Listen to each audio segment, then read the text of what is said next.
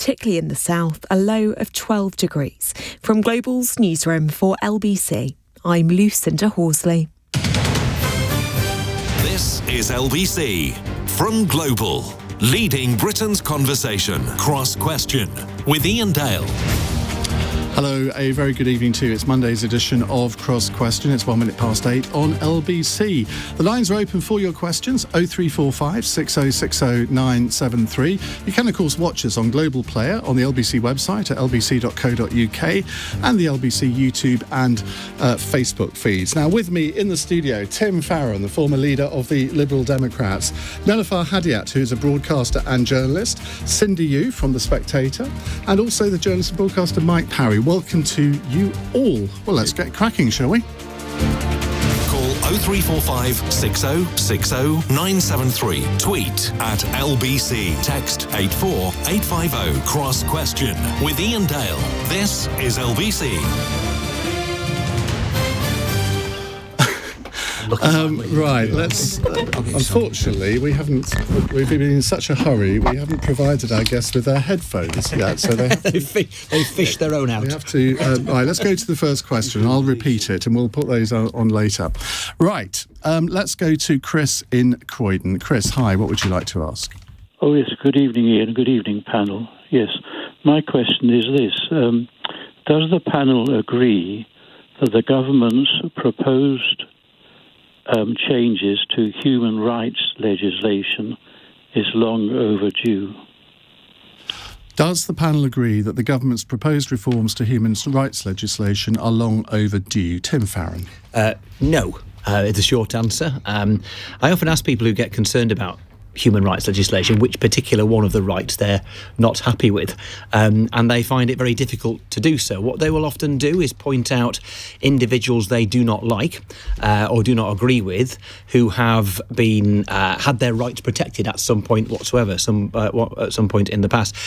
I think the thing to remember is, if you believe in human rights, then you have to believe in them for everybody, not just people like you, not people who agree with you. I'm going to say that anybody can agree with people and defend the rights of people with whom they've got a lot in common, who they're ideologically or for religious purposes or whatever else feel that they're on the same page. The key test is whether you are a liberal, is are you prepared to fight for the rights of people who are not like you, who think things very different to you. So now I fear that the assault on human rights and human rights legislation comes from a place of trying to be performative to the electorate, to play to a gallery that thinks that there's somehow a situation where lots of terribly bad people are getting away with terribly bad things and it's all the fault of the liberal intelligentsia for letting them. A lot of people will say, well, why should anyone have a human right to a family life if they've committed a terrorist offence? I think, so obviously when all's said and done, people who are found guilty of offences are to be dealt with via justice. Part of human rights is that there is justice. Part of the human rights are those who are offended against, and everybody else in society who in one sense has been offended against too. Their rights matter also, and so that a person should bear a penalty is significant, but at no point, and is massively important, but at no point do we say this person is not a human being. And whilst we recognise that person as a human being, even in their incarcerated state, their punished state, their justly punished state, they have some rights because they are and bear the dignity of being a human being, irrespective of what they've done. Mike Parry, I suspect you might disagree with some of that. Well, what was the original question, please? I didn't. The original question was, does the panel agree that the government's proposed reforms to the Human Rights Act are long overdue? Look, human rights are a basic right to everybody. I totally agree. I think the problem with this country is we are the fairest democracy in the world. We are the most liberal, with a small L, liberal country in the world. That's why we've got more protesters in this country than any other country. That's why insulates sit down on the M25, because they know that basically the police are more inclined to give them a biscuit and a cup of tea than to rip their hands off the tarmac, which are stuck to the tarmac with super glue. So what I would say is that one of the main reasons I'm delighted that we have come out of Europe, I'm not delighted for every reason we've come out of Europe, one of them is we can now start sorting out our own human rights issues here including, and this has come up in the last couple of days. That's got nothing to do with Brexit. No. Hang on. What I'm saying is including deciding how many people we'll let in and out of the country as and when we want to, open the door or shut the door as to our needs, not just having a huge, wide open door all the time for everybody. Yes, human rights have got to be reformed in this country. Yes, they're important in a civilised society, but please don't take advantage of them the way people take advantage of us for being nice in this country. How have people been taking advantage of us? People take advantage of us here because they know that they're not going to get beaten up when they sit on roads. I say to these Insulate people, and I've said it for many years now, not just because the Insulate people are here, what you're protesting about is something that happens in another part of the world. Why don't you go to that part of the world, i.e. China? Why don't you try and sit on some roads in China and glue your hands to the road? You will get a completely different response. You will get broken skulls and you get dragged off and you get jailed for 10 years. That's what I mean about the human rights in this country being, in my view, a bit too easy on those who disrupt our society. George on Twitter says, except for minorities, they must be crushed. That's something that you said a couple of weeks ago. I was on a television show. Let's put it into context, okay? First of all, somebody took a 7-second clip and put out just that statement. It was in the midst of a conversation about how our lives are disrupted, and at the time it was the height of the Insulate protests on the M25, and I made the point that I'm sort of making now, that the problem is in this country, you get tiny minority protest groups who, because we're so kind and so gentle, we allow them to massively disrupt our lives. When you stop the M25 in this country, it's tantamount to stopping the heart in a human body because everything else stops. The queues went 60 miles back up the M1 because of the protest on the M25. That shouldn't be allowed for people who, frankly, have got some kind of argument which they can't produce facts or statistics for. Cindy. Well, I can definitely see where Mike's coming from when you talk about the disproportionate impact of some of these protests. But, I'm glad you brought up China because I think China's really interesting. And Iain, it won't surprise you to hear that, I often think about things in the context of China. I think about things in this country in the context of China. And look, you're right. Protesters in China would be dragged off the streets and probably faced with police brutality. But that's even more reason for us here to not treat them in the same way. Because I don't want to treat them this way. I want them to know that not abuse the freedoms that are here by having sensible protests and not those that impair the lives of millions of people. Yeah, I'm not sure a traffic jam does impair the lives of millions of people. I totally accept, ambulances and paramedics, and we've seen all those videos online of Insulate Britain stopping that, and obviously that is a red line that should be drawn. But I guess my point about China is more, in order to criticise around the world for people not being perfect on human rights, we have to be perfect on human rights, or at least as perfect as we can be, or at least trying to be. Dominic Lawson wrote a really interesting column in the Sunday Times a couple of weeks ago about the Chinese Communist Party's argument when it comes to Americans torturing terrorist suspects. And, how can we point the finger at China when we've got things like Guantanamo Bay? So it's just the thing, obviously it's not on the same scale, but everything when we're doing, we need to be better than that if we want to criticise people around the world. And, we can talk about climate in China as well later if that comes up. We may well do. Nelufar. I have to say, as a refugee to this country, it's one of the things that I'm most proud about, being British. It's one of the things I've inherited, one of the things I've learned. I'm looking at you, Mike, because I'm telling you this. I'm taking it in, believe me.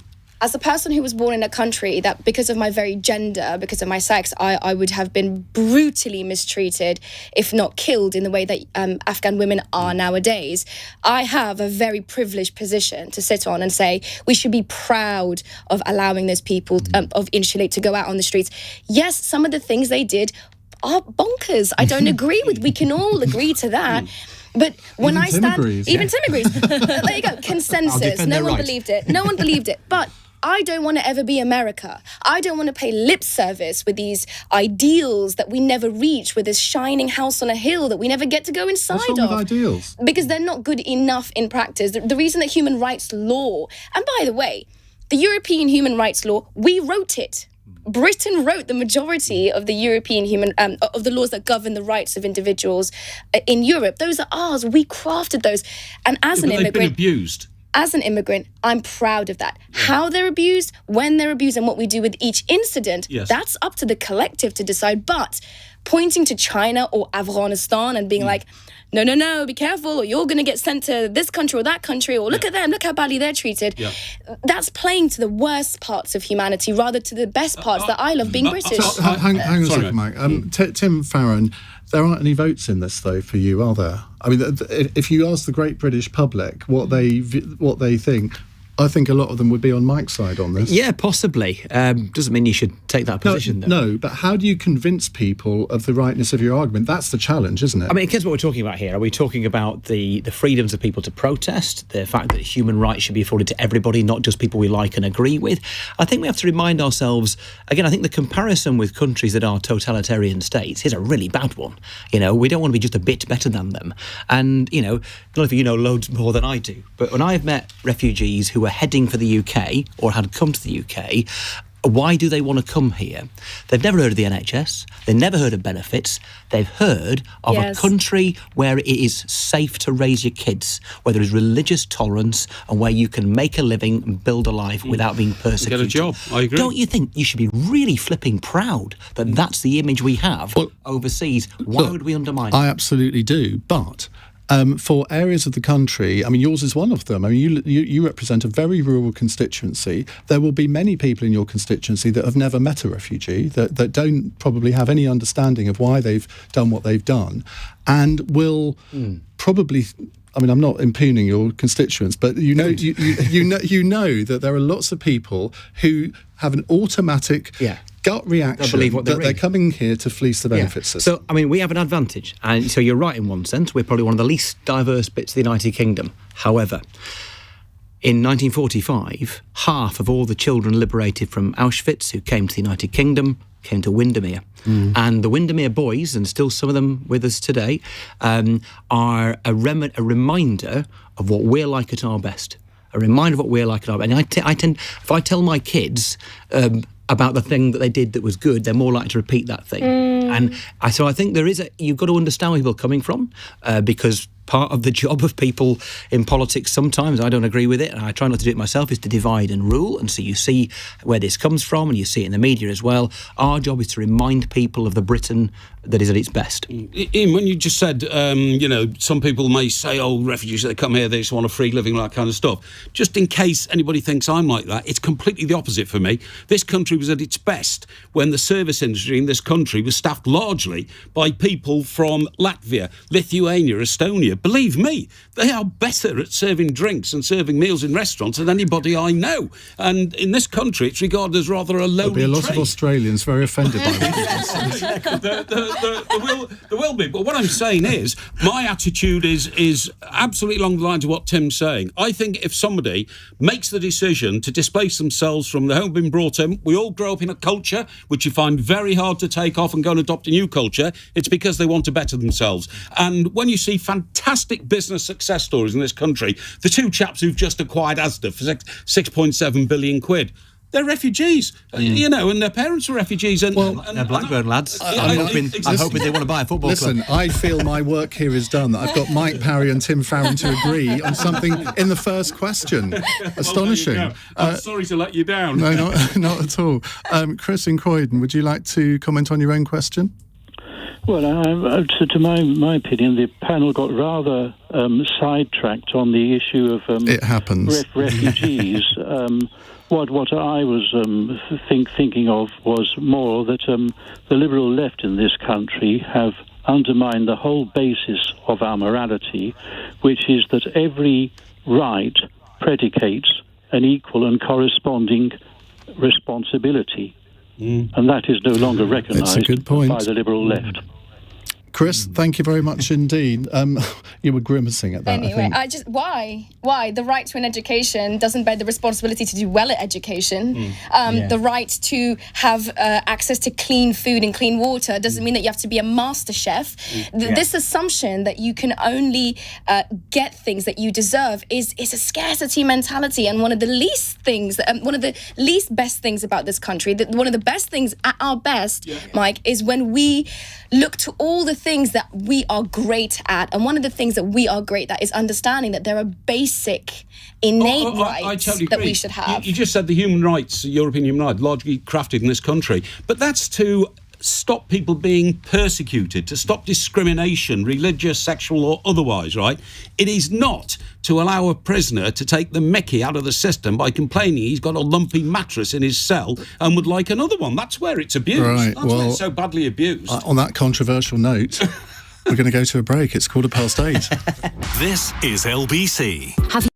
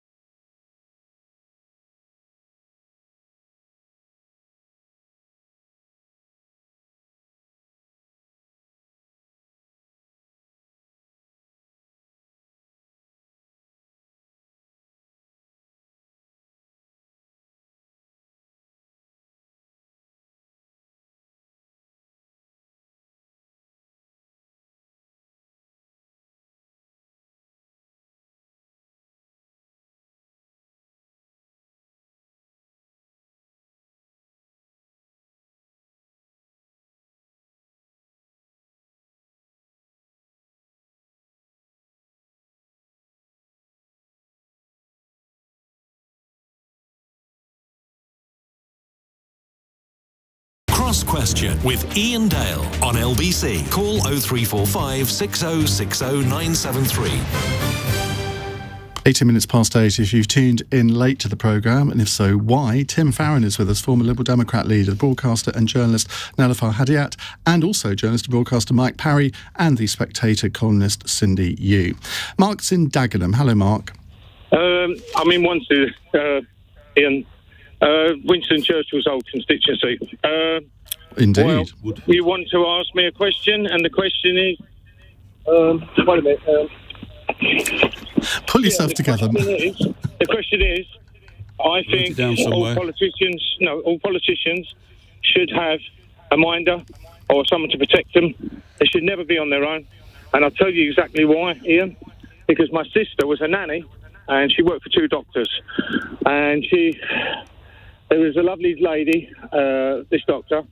It was in East London. And then some years on, when my sister wasn't a nanny, she found out that she'd gone to assist someone. It was a junkie, and he stabbed her to death. And that ruling was that they have, because she died, they always said that now, from that day, they had to have a driver and a minder. Right. So the person does the driving, and he makes sure he looks out for the doctor or whoever.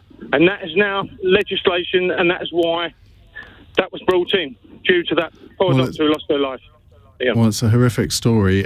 Cindy, you talk to politicians all the time. I'm not going to come to Tim first because I came to him first on the last question. But what's your impression? Do you think that MPs are desperate to have close protection or minders at their surgeries? No, that's not the vibe that I get. I think people are incredibly sad about what happened to Mark Amos, and that means that, people are thinking, well, how can we prevent this from happening? But also, what can we do so that the terrorist doesn't win? And I feel like to have a minder, to have increased security, or just anything that comes between the constituency and the MP is a victory really for terror in this sense, because the way our democracy works is so good because MPs are so accessible. No matter who your MP is, you can see them at your surgery, and that's not the case across political systems across the world. President Xi, when Wuhan was happening last year, talked to doctors through a screen. There was not that intimacy that this country's politics has. And I don't know if you guys remember that picture we had from the last election where Boris Johnson, having just won his constituency, was standing next to someone who was runner-up dressing a Cookie Monster costume. And, that's the kind of democracy that we have. Is it difficult to tell the difference? One was red, one was blonde. But, that's the kind of democracy we have, and to lose that would be incredibly sad. That's not to say that we just throw our hands up and don't do anything, but to have a minder, I don't think the MPs' families and the MP themselves would want that. I think the families might, but I don't think the MPs would. It's an incredible strain. Nelufar. It would be nice to have the option. I think there's nothing wrong with taxpayers. It's the easy answer, frankly. But it's in the job that I do as a journalist, I travel around the world. I've been to Libya during the war. I've been to Afghanistan. I've been to the mean streets of America, where frankly it's very, very dangerous sometimes. And sometimes we do use people who are there to look after our security details, and sometimes we don't. It's our decision as a team, as a group. I think politicians, I was saying to Tim before we came in here, I could not do the job. It's too much. But I'm sure to be at taxpayers' expense, offered the opportunity for those who feel they need to take it and not. But where do you stop? Because councillors have surgeries, a lot of them do anyway. Think of the cost of providing, because I'm sure they've had incidents. We probably don't report them because we don't know about them, but I'm sure on a local basis, the local press will be full of incidents where councillors have been threatened because there's something... But tackling the issue shouldn't be something we're scared of, right? You're suggesting, what I think you're suggesting is, well, if we start here, where do we stop? When we think the problem is solved, that's when we stop. What's the difference between an MP surgery now and an airport? Because years ago, we all have been shocked when we walked into an airport and suddenly, for the first time, saw a policeman with a machine gun strapped across his chest. And you think, this is not Britain. This is not what Britain should be. But we've got to accept the world is becoming a more dangerous place. I would put an armed police officer outside every political surgery, not just to protect the MP, but people are going to be frightened to go to surgeries if they think a maniac is running around looking to hurt the MP and could hurt any constituents as collateral damage. I know it's we don't arm the police in this country and all that. I think we've got to have another look at security. Tim, from an MP's perspective, I've been saying over the weekend that this is a circular argument here because in the end, there is no solution. And if you have a police officer present at every surgery, if you have bulletproof glass, I think Diane Abbott was suggesting, you've lost the human contact, haven't you? And you will have been, well, you're probably going to say you haven't now, but many MPs I know, they tell me, and I've seen this for myself attending a few MP surgeries, that people come to an MP surgery because it's the surgery of last resort. They're at their wit's end. They've been let down by some government department or whatever. And they can get very emotional. And I'm sure there have been times when you've gone around the table and given them a hug. Well, that would all go if all of these measures were introduced. I think it would, yeah. Well, if the police were outside and they were vetting people coming in, because... Well, it would put a lot of people off going in the first place. Well, that's the problem. I think it might also make people feel safer to go if they knew that there is a much higher level of but protection. Diane Abbott, she represents a constituency in Hackney. She reckons that a lot of her constituents, if they saw a police officer, they just wouldn't go. Now, we can all debate why that would be, I think that's a consideration, Tim. But yes, well, so the first thing to say is that I think my first thought is not really for my safety, it's probably for my staff's and my family's, I guess.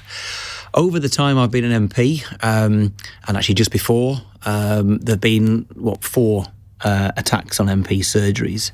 Interestingly, they all tend to be at a surgery. I mean, people could find us at the supermarket. People could. I mean, I go and take my A-board out on all the marketplaces, and I'm always out and about. It's the bit I enjoy the most. I'd give up if I had to do it all from inside a locked room. What's the point?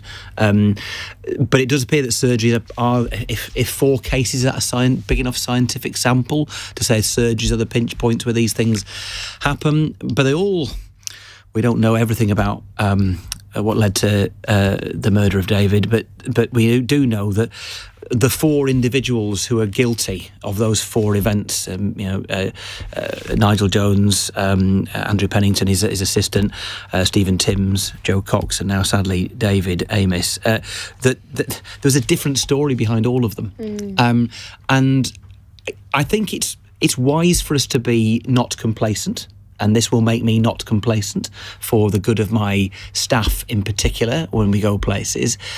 But I'm still going to do surgeries, and I won't say everyone's going to come by appointment, because if I turn up in your village and you want to ask me something, I'm not going to tell you to come back next time.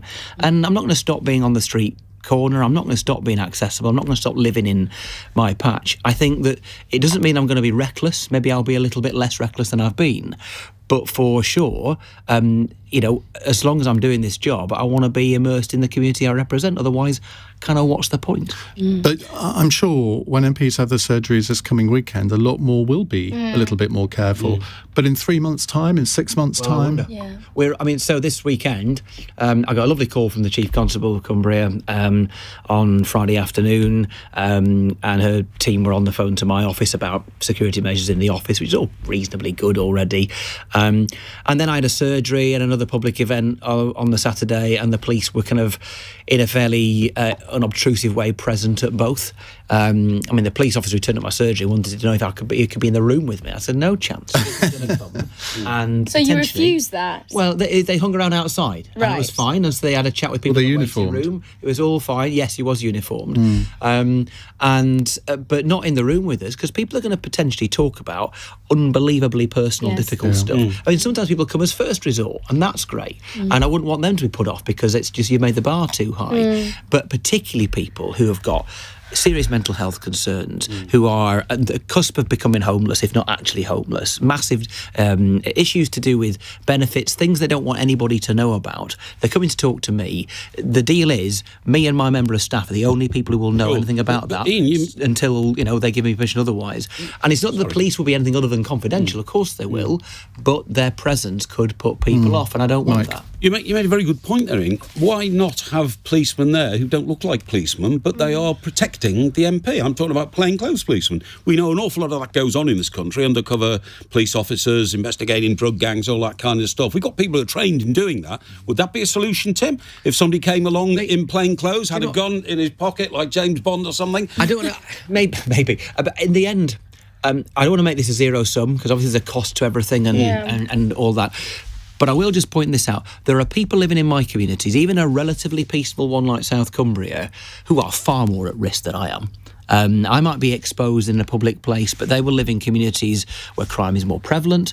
And I would feel pretty guilty, plainclothes or fully uniformed or whatever, of somebody spend their time protecting me. Well, it's a hate crime, isn't it? If you set out to injure an MP, it's a hate crime. And hate crime is a growing area of criminality. If you've got somebody on an estate where there are serious issues of drug dealing, of theft, of assaults on the person, the thought that I'd be borrowing their copper, I wouldn't feel safe. I wouldn't feel right doing that. I'm just thinking about the members of Parliament in Afghanistan, about the dangers that they had to contend with over many, many years. And of course, I don't even know what's happened to the Afghan Parliament now. Presumably it doesn't exist. It's scattered and shattered and sent off in a myriad different directions. I'm in contact with at least 3 politicians, all of whom female, 2 who are in America, one who's in a holding pattern in Albania until she finds somewhere to settle. And they face this exact threat day in, day out. I mean, in 2000, I think it was 2010 or 2011, I went to Afghanistan to make a film about women for the BBC, and these women were getting regular bomb threats, regular carjackings, threats against their children made, kidnapping. They were being murdered and killed, and yet they continue to do their job. And Tim,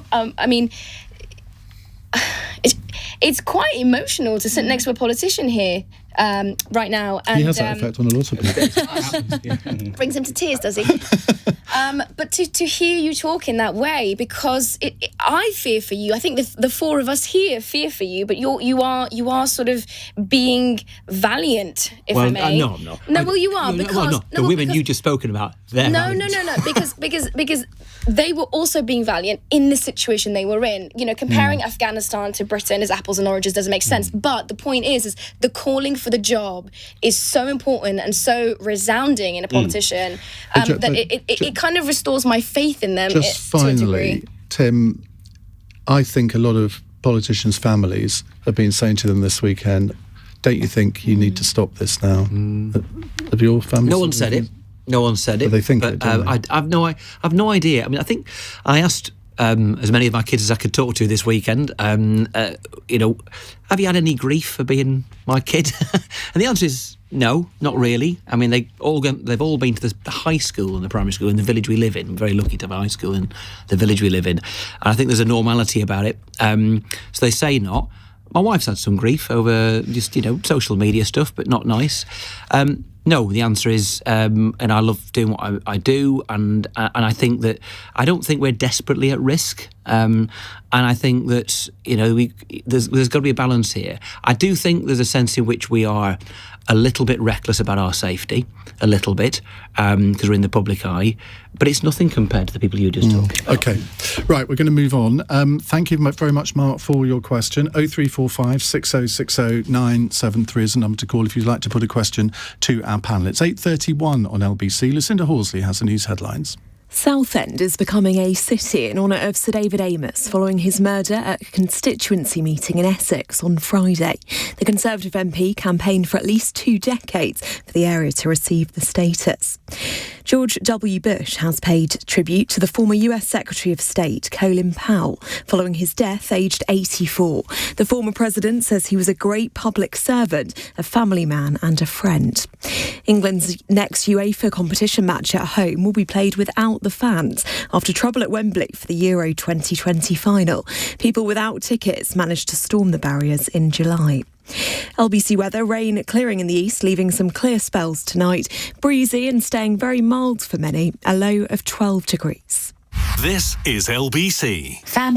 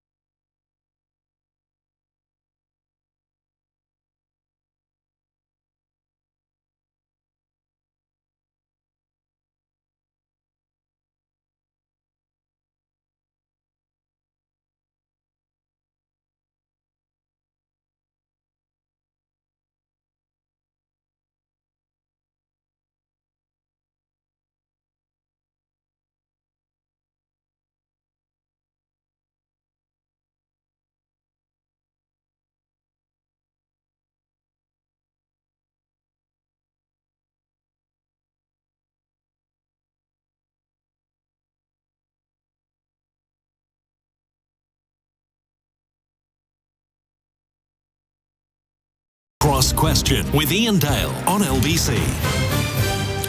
It's 8:35. Let me reintroduce you to my panel. Mike Parry is here, Cindy Yu, Nelufar Hedayat and Tim Farron, who has attracted this text from Mike in Southport. Off topic, but just want to say well done to Tim Farron for running the London Marathon for Brathay Trust. Did you really run the marathon? I did, yeah. At your age? At my age. Are you mad? Yeah, I am. How much did you raise? I've no idea, 7 or 8 grand, something like that. Oh my God, It was quite well good. done. Ask me Well to sponsor done. you. I did in a very. We talked about 666 at it. My finishing time was 4 hours, 44 minutes, 44 seconds. Wow. That's very impressive, 4 hours. Well, for an old bloke, not bad. Yeah, nearly 5. I couldn't do it in 4 hours, and I'm not an old bloke. Total respect. Right, let's go to our next question. It's from Chris in Stubbington. Hello, Chris. Hello, Ian. What do the panel make of the collapse of energy firms, no switching at the moment, and bills rising? Should councils install solar panels on their properties? Okay, two slightly different questions there. Is it really right to say there's no switching at the moment? I think Martin Lewis, who we all have to obey in these things, has said that people shouldn't switch because obviously they won't get a very good deal in the future at the moment. But I don't think there isn't any switching going on at the moment. But the wider question, what do you make of the energy market at the moment, and how long do you think that it's going to stay in this state? Mike? Well, I hope the government now are going to be panicked into a wholesale review of where we get our energy from, OK? I want to go back to fracking. I know people will say, it poisons water. This is where you fall out with Tim. Well, here, Tim, I'm delighted that we're able to talk about it. There is less disturbance in the ground from fracking than there is from building the tunnels underneath the home counties to put trains through on HS2, OK? I've asked people about it, and that's absolutely true. When there were coal mines all over this country, not so much in your part of the world, but certainly in the North East, South Wales, Kent, Nottinghamshire, there were trembles all the time coming from the earth because we were getting our energy out of the earth. The trembles would be much less for fracking. Also, we've completely ignored the nuclear option, and Rolls-Royce now are starting to build mini, almost the size of a washing machine, mini nuclear reactors, right? Because they've got to build them for transport in the future.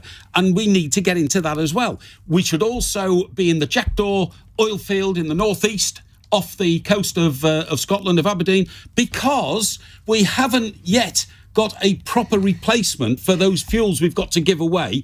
And I think it's too sudden to push all the fossil fuels out and bring all the green options in. It's going to bankrupt the country, and it's not been thought out properly. Well, let's come to you, Tim Farron, on that. There's a lot to get your teeth into in this. The secret, surely, is to have a balanced energy policy, and we haven't got it, have we? No. And I think, so one of the things that people who would call themselves environmentalists have to answer for here, so I don't agree with everything that's just been said, but I agree with one thing in particular. I think that we ran away from nuclear too soon. I think there's lots of reasons to be concerned about it, and obviously the waste is a fundamental issue, but most of the waste problem with nuclear is historic, and it's there anyway, whether we invest in it or not. And I think if you make me choose between nuclear and fossil fuels, nuclear every day of the week. But Did you say that when you were leader of the Lib Dems? I certainly felt it. It's a good question, actually. That is At least we know. what a cop-out. I'm not sure I got asked about it very much when I was leader, but I sort of changed my views because I was one of those environmentalists who just bought the line that, you're anti-nuclear, aren't you, if you care about the planet? And the more you think about it, if we want energy that is renewable, nuclear is part of it. Now, I'm not saying it should be the most important part of it, but if you look at Germany's situation, their Greens led them into a situation where they got rid of nuclear, and now they're totally beholden on Putin and on fossil fuels. Yeah, they are. And making political decisions based on it. Based on it. Exactly. So my whole problem, I'm a vegan, I'm an environmentalist. I mean, I'm as liberal, like solar panels on my head sort of person, right? If it was Quite up heavy. to me, well, I'll carry the weight. But I accept your point entirely. There has to be some balance and some rational kind of process to all of this. And some of my environmentalist colleagues tend to forget that. We're like all or nothing. I'm going to stick my hand to the tarmac, or we're all going to die. And I get that, but we have to adhere. We're getting information from scientists who are saying that your house is on fire, and are you going to, try and put it out? So all of this comes from good science being told to us in a bad way. That's where environmentalists sometimes perhaps get a little exacerbated. Yeah. But there is no solution that involves fracking and nuclear Why?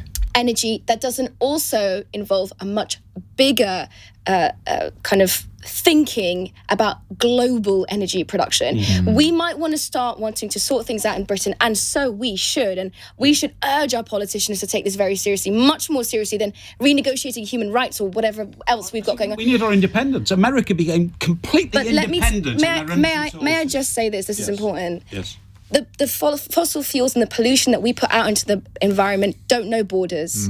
They don't understand this is our territory and this is that other one's, and sling it over the ship and it doesn't matter. We have to start thinking within a global perspective. Otherwise, we're all doomed. Cindy, you're a Spectator commentator. Presumably, you are. Mike's got a Spectator article over here, you are presumably therefore an advocate of free markets. What role can the free market play here, or is this down to government decision making? Well, look, I mean, I won't pretend like I'm an expert on the energy market, but at the moment, it's way too oligopolistic. You know, you've especially. Thank you. Especially with what's happened recently to small and medium-sized providers of energy. You know, we're giving so much power, you know, the system is giving a lot of power to these oligopolies, and you know, consumers have very little choice over which energy supply they're going to get. The services they're getting are not that different, except for a few green options like Octopus, for example. You don't very much have an option to go more green if you want to, or get better service if you want to. So you know, if we can marketize the energy industry, then that would be great. But obviously I understand that there are systematic reasons why that's not the case at the moment.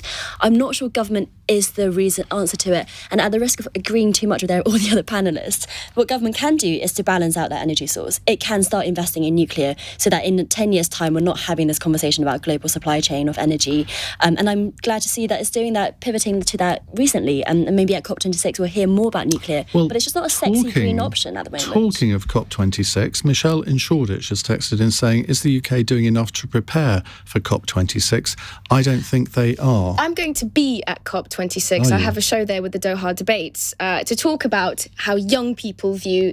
There's going to be a lot of hot air at this COP26. Well, that's what we're trying to stop here. Let's try to capture that. It's exactly. Maybe we should, that could fuel us for a while. But one of the main things that I think we tend to leave out of the climate discussion, especially when we start talking about policy, about what government should do, and what all of these things, is how young people feel about this discussion. And I have, in my journalism, in my role at Doha Debates, I have never seen such a fractious issue as that of how climate change is not only discussed, but what is implemented. Last month, I was in Milan at pre-COP. You get around, don't you? Listen, I do my best, Iain. That's why you've got me in this seat. All these emissions. That's right. I know. It's well, listen, if my journalism means that I have to go there to get them to hear what they have to say, because oftentimes people from Libya don't have access to our sort of. But that aside, my point remains. At pre-COP, I spoke to young delegates from the Philippines through to Patagonia, through to. I think some people were actually from Plymouth. I can't remember. Very exotic. How exotic. Plymouth I recognise that accent. Yeah, the equator, that. Plymouth people aren't barred from getting involved in these things. What I was going to say is, though, you're going to COP26. Yes. The very fact that Russia, China and India might not even turn up. Yeah. Well, that's not the case. Just on the China one. Hang on exactly. a second. The leaders might not. Well, yes, but surely the endorsement of fully backing the whole movement is when the top man comes. And if Xi doesn't come, doesn't it mean... It's a bit like saying, send the foreign secretary. Right, Cindy. Sorry. Please, can I push back on this? Because Xi hasn't left the country in 600 days. He has not left since the pandemic started in China in December, or November, or September, whoever you ask, 2019. So he's not going to come to Glasgow, where cases are rising in the UK, in order just to come for a climate conference. Okay. China is making serious strides in renewables and in green policies, and we need to start thinking. Mines. It is true. That's true. That's definitely. But we need to start. Not abroad. But that's exactly what you were advocating for a moment ago when you were saying that we should be looking at fracking. No. I mean, it's either this. We have to start thinking globally. We have to start taking young people's opinions into consideration, because the biggest debilitating factor is we are expecting the world leaders to solve this problem. It's not going to come from there. I love the fact that whenever Mike wants to interrupt you, just hold your hand out and he obeys you. This is incredible. Very quickly, Mark. Very quickly, the most repeated statistic that people like me use is only 1% of emissions come out of the UK and 40% come out of China. That's why it's vital for them to be there. You know what I mean? We are Go on then, Cindy. Go on. Well, per capita, China does not emit nearly half as much as Americans do. So it's just a completely unfair and anti-economic growth to think that the Chinese people who are coming out of poverty as of 20 years ago should be emitting less when it's going through the Industrial Revolution like the West went through. But it's still emitted from that country. That's it is true, but it's a massive country. It's a fifth of the world's population. Obviously, it's going to be one of the biggest emitters. Sure. Like, that is by sheer size of its population. And I think what's dangerous is that in the West, we still see China as a massive polluter. We're not seeing the strides it's making in solar panels. We're not seeing the strides it's making in wind power. So in 20 years' time, when the West wants all of those things, or maybe in 10 years' time, we're going to be calling on China. And in the meantime, we're not looking at that. We're not looking at the technological dominance they're putting in that. One of the issues is... I've got just 20 seconds if all you right. can, because well, I've been look, trying to this is end a real challenge for a Democrat, is that to tackle climate change effectively in a place like the United Kingdom, you've got to win the electorate round. Yeah. China, you don't. And lots of countries like... So that in many ways, it is about engaging with senior people in China, Xi and others as well, in a diplomatic sense to try and move them along. But I think you're right. There is evidence that China is taking this seriously, just not as seriously as they should. Well, whoever thought that a discussion on energy policy could be so interesting? So thank you all for that. We'll have another discussion on something very interesting in just a moment. It's 8:47.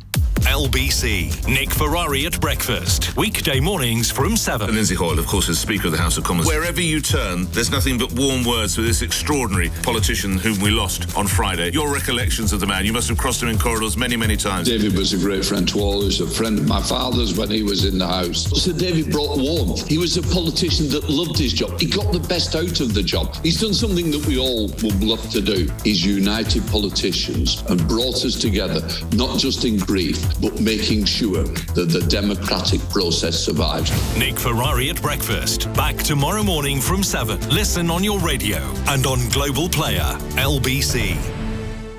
In that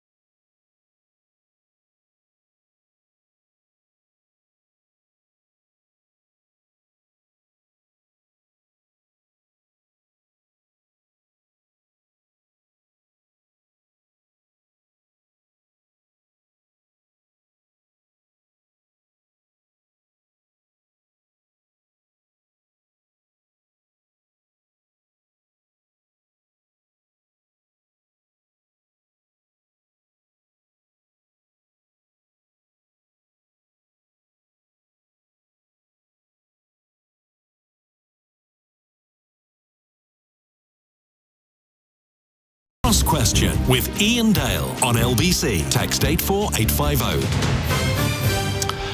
10 to 9, we have Mike, Cindy, Nelufar and Tim with us still. And this is one of those questions which is very different. And I'm looking forward to your answers on this. It's from Idris in Kensington.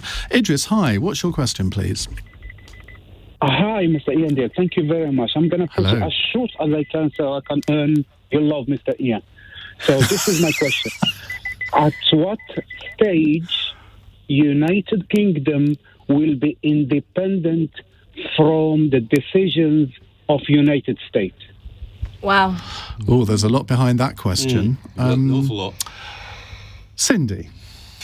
Well, I mean, I guess Idris is probably thinking about foreign policy the most. And I think on foreign policy, Britain has got a problem in that when Britain stopped being the world hegemon, the British Empire, the power moved very smoothly to America. And what we're seeing at the moment is that America is trying desperately to hold on to its crown in the rise of China. And Britain can't really separate it from America that much without losing its current status in the world. By which I mean we are really riding on American coattails because there's so much cultural affinity, there's so much affinity between the peoples in terms of language, so that when we stopped being the world hegemon, it didn't really feel like that because America was so, in sync in so many ways. We could consume American culture, we can watch American news, all this sort of stuff.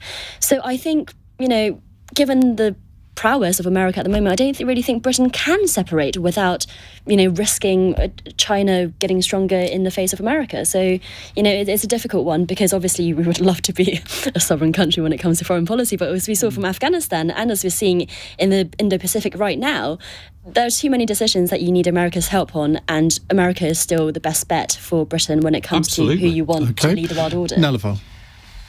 I disagree wholeheartedly. I think riding on the coattails and I'll sort just of sit that back special... let you go at it. Well, just to be clear, that special relationship has turned into a toxic one. Well, I don't disagree with that. Thank you. I appreciate that you don't disagree, but I really want to labour this point. We are now in a toxic relationship with America. We are no longer in a beneficial, symbiotic one where one partner gives as much as the other and receives as much as the other. The intelligence work that we do across Britain and Europe and America is vital for our safety and security here in the West, and there are parties in the Far East, in Russia, who are our natural enemies. And I get that and I'm with that. But when we decide to hitch our wagon, lock stock, to something like America, which in herself, she is struggling, fighting, burning on the streets, shooting each other down on the streets every day. We accept so much more than we ever receive.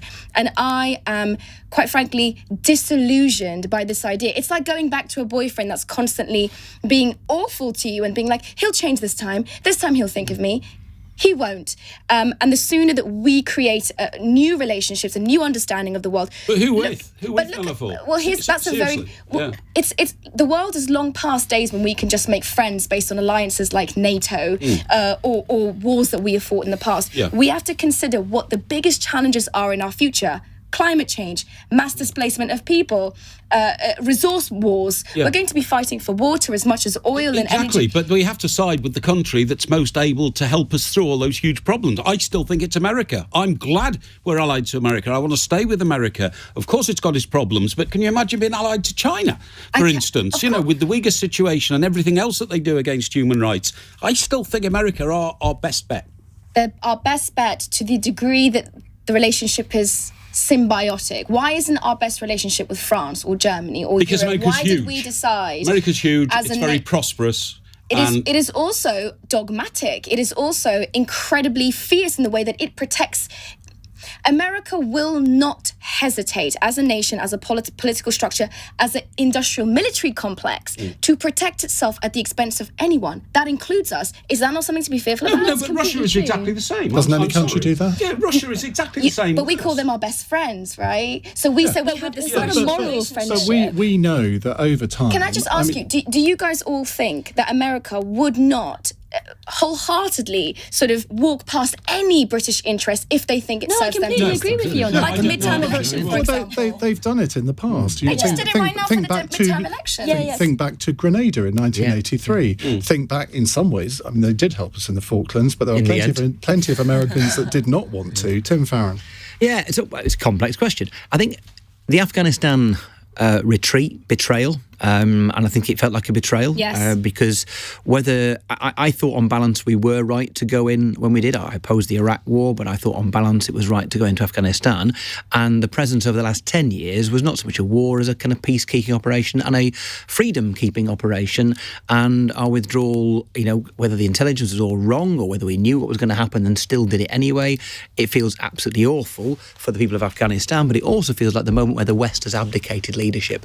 And as somebody who's always has often been critical of the West and of liberal interventionism and all the rest of it, it actually gives me pause for thought, because for all of the faults of Western countries and America in particular, let's remember what we do share, and that is a common belief in human rights, an impartial judiciary, democratic elections and all the rest of it, and just think who we're now ceding control of the world agenda to. People who don't believe in those things by and large. So, I'm bound to say this. I think our withdrawal from the European Union is problematic because it means we've only got American. Right. Now, if we'd pursued a different kind of exit from Europe that kept us in the single market, we would be in that wonderful sweet spot where we were Commonwealth, US and Europe. We were a massively important junction in the world network. Trust America? Sorry, do you trust America more than France? Because I don't trust Trump more than France. Let me break it to you. Trump isn't president. I'm not so chauvinist as to suggest that the French or the Americans are any more trustworthy than any other. I think France would stab us in the back. They are two countries who will act in their own self-interest. The difference being that France has pooled its sovereignty with 26 other countries. Yeah. America is in a very reactionary, populist state right now. We saw what happened with the Trump administration. Those people, those beliefs, those ideologies haven't gone away. They're just waiting for another demagogue. And when we ally ourselves with America, we have to accept that they're worse demons are in good and bad in all countries. We have to accept that. I mean, but the leader of the free world being that... Leader of the free world, they can't win America. 1 minute they're the world's policemen and they're getting criticised for going into other people's countries. Next minute they pulled out and said, we're going to be completely insular inside America, and they're still getting criticised. American insularity is a great threat. Reluctant as I am to draw this discussion to a close, I'm going to, because we've got a final text for the end of the programme. We always like to do something vaguely amusing. Raheem in Sheffield.